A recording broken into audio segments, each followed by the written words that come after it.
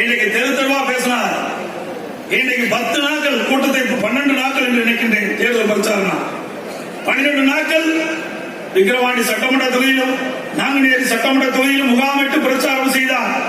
அப்பொழுது பல்வேறு இடத்தில் கூட்டத்திலே பேசிய பேச்சு, அவருடைய கருத்து, இந்த விக்கிரவாண்டி சட்டமன்ற இடைத்தேர்தல், நாங்குநேரி சட்டமன்ற இடைத்தேர்தல், இந்த 2 இடைத்தேர்தலுடைய வெற்றி அடுத்து வருகின்ற உள்ளாட்சி தேர்தலுக்கும் அடுத்து வருகின்ற 2021 வருகின்ற சட்டமன்ற தேர்தலுக்கும் ஒரு முன்னோடி தேர்தல் என்று குறிப்பிட்டார்.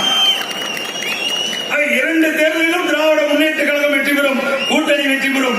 ஆகவே அடுத்து வருகின்ற போதும் திமுக தான் வெற்றி பெறும் என்று ஒரு நிலைப்பாட்டை எடுத்து வைத்தார். அதுக்கு சமட்டடி கொடுத்தார்கள் இந்த விக்கிரவாண்டி சட்டமன்ற தொகுதிக்கின்ற வாக்காளர் மக்களும் நாங்குநேரி இருக்கின்ற சட்டமன்ற தொகுதிக்கின்றவர்கள். உங்களுக்கு அந்த வாய்ப்பு இல்லை, உங்களுக்கு அந்த வாய்ப்பு இல்லை. நாடாளுமன்ற தேர்தலில் எங்களை ஏமாற்றி விட்டீர்கள், வஞ்சித்து விட்டீர்கள். ஆகவே அந்த வாய்ப்பு உங்களுக்கு மறுக்கப்படுகிறது என்று இந்த தேர்தல் மூலமாக இன்னைக்கு யார் எப்படி சொன்னாரோ ஸ்டாலின் அதை நிரூபிக்கின்ற வகையிலே அனைத்து இந்திய அண்ணா திராவிட முன்னேற்ற கழகம் நம்முடைய கூட்டணி தான் உள்ளாட்சியில் வெற்றி பெறும்.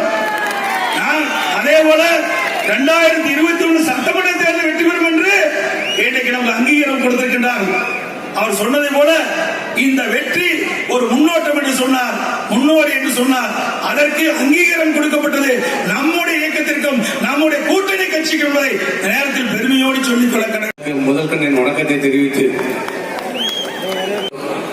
சட்டமன்ற உறுப்பினர் அவர்களே, வரவேற்புரை மிகப்பெரிய ஒரு வெற்றியை பெற்றுத் தந்து இன்றைக்கு உங்களுடைய சட்டமன்ற உறுப்பினராக தேர்ந்தெடுக்கப்பட்டிருக்கின்ற காணி ஒன்றிய கழகத்துடைய செயலாளரும் PM RM சின்னத்தம்பி அவர்களே, திருமதி கு சித்ரா அவர்களே, திரு S வெற்றிவேல் அவர்களே, திரு S ராஜா அவர்களே, திரு AP சக்திவர் அவர்களே, திரு G சம்பத் அவர்களே, திரு G லோகநாதன் அவர்களே, திரு C திரு VP சிவசுப்பிரமணியம் அவர்களே, திரு MT வெங்கடாச்சலம் அவர்களே, திரு CK சின்னராஜ் அவர்களே, திரு VP கண்ணசாமி உறுப்பினர்களே, முன்னாள் அமைச்சர் பெருமக்களே, முன்னாள் நாடாளுமன்ற சட்டமன்ற உறுப்பினர்களே மற்றும் சண்முகத்தை உங்கள் சார்பாக எங்கள் சார்பாக நன்றி தெரிவித்துக் கொள்கிறேன். அதே போல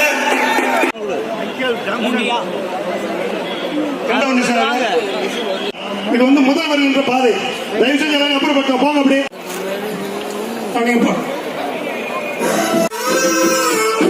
காந்த கண்ணழகி